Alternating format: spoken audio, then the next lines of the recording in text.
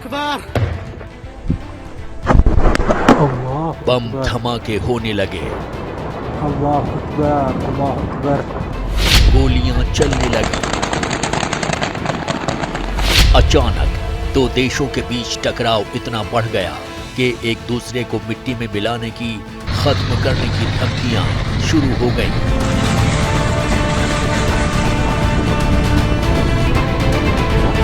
तालिबान ने एक बार फिर असलहा बारूद निकाल लिया है।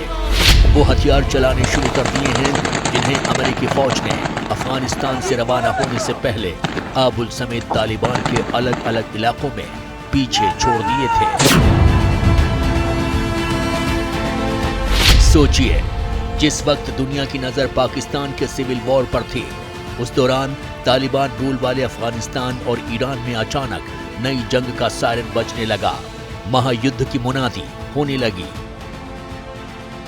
ईरान और तालिबान के बीच जिस वक्त गोलियों की बौछार हो रही थी, उसी दौरान एक बड़ा डेवलपमेंट हुआ। तालिबान की तरफ से दावा हुआ कि उसने बॉर्डर के पास ईरान की एक आउटपोस्ट पर कब्जा कर लिया, मिलिट्री बेस को कैप्चर कर लिया।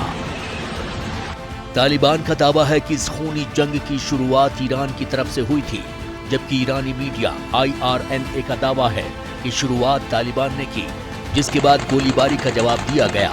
वैसे अचानक शुरू हुई ये लड़ाई ईरान के सिस्तान और बलूचिस्तान प्रांत और अफगानिस्तान के निमरोज प्रोविंस के बॉर्डर पर हुई।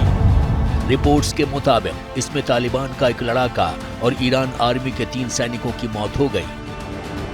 इसी दौरान तालिबान की तरफ से हैवी आर्टिलरी के मूवमेंट की तस्वीरें भी सामने आने लगी।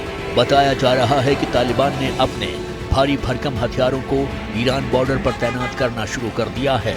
इतना ही नहीं, अब तो तालिबानी नेताओं की तरफ से धमकियों का दौर भी शुरू हो गया। कहा जाने लगा कि अगर तालिबान के चीफ ने इजाजत दे दी तो फिर एक दिन में ही ईरान पर जीत हासिल कर लेंगे।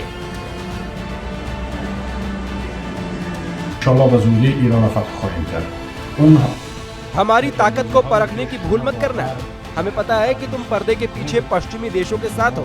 हम असली मुसलमान हैं। जिस उत्साह के साथ हम अमेरिका के खिलाफ लड़े थे, उससे कहीं ज्यादा जोश के साथ हम ईरान के साथ लड़ेंगे। ईरान को तालिबानी नेताओं के धैर्य का शुक्रगुजार होना चाहिए।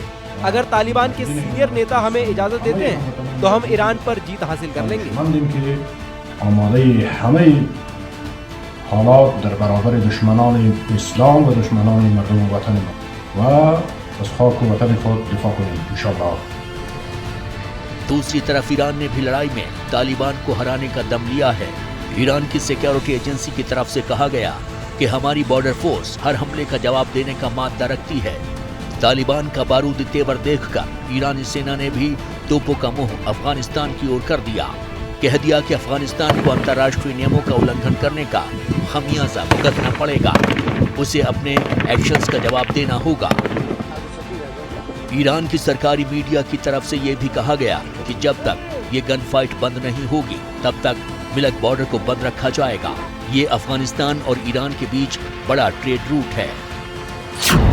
बताया जा रहा है कि पूरे विवाद के पीछे हिरमंद नदी है, जिसे अफगानिस्तान में हेलमंड कहा जाता है। कुछ दिनों पहले ईरान ने हिरमंद नदी के पानी में इस्तेमाल को लेकर अफगानिस्तान को धमकाया था। ईरान का आरोप है कि अफगानिस्तान उसे तय मानक से कम पानी सप्लाई कर रहा है। वहीं अफगानिस्तान ने इसके लिए नदी में जलस्तर कम होने का तर्क दिया है। इसके बाद से ही बॉर्डर पर हालात और बिगड़ गए थे। तालिबान के एक्टिंग फॉरेन मिनिस्टर ने ईरानी अधिकारियों से बात भी की थी, लेकिन कोई नतीजा नहीं निकला। इसके बाद तालिबान ने पीले केन से पानी निकालकर ईरान को चेतावनी दी थी। इस येलो केन का मतलब तालिबान के सुसाइड आर्मी से है, यानी वो फिदाइन दस्ता जिसे तालिबान की किलर ब्रिगेड माना जाता है।